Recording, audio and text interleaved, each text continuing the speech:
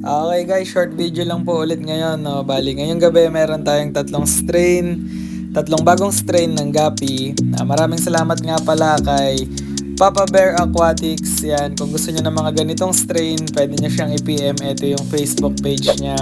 At ayan, gusto ko lang talagang i-share sa inyo tong mga bagong strain natin. By pairs lang to. At ayan, papakita ko sa inyo yung closer look kung ano-ano nga bang mga strain to. Okay, first strain po natin ay Blue Dragon. Yan, bali nagkaroon na kami dati nito kaso hindi siya nag-success. Bali ito yung second attempt natin mag-try ng mga Dragon Gapi. At kaya yan, ang ganda ng pattern. Yun talaga yung nagustuhan ko sa kanila eh. Ayun, kaya sana this time maging successful na yung breeding natin.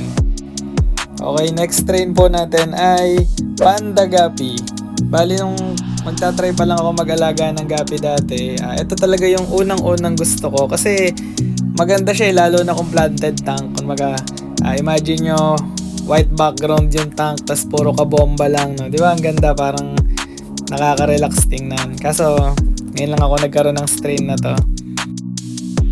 Kaya sana mapadami din natin lalo na to.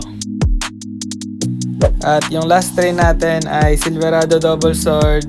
Gusto ko din yung mga ganito kasi minsan may naghahanap sa amin ng mga ibang variety.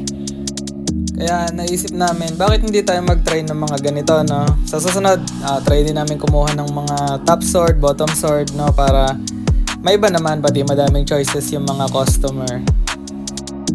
Marami din silang pagpipilian.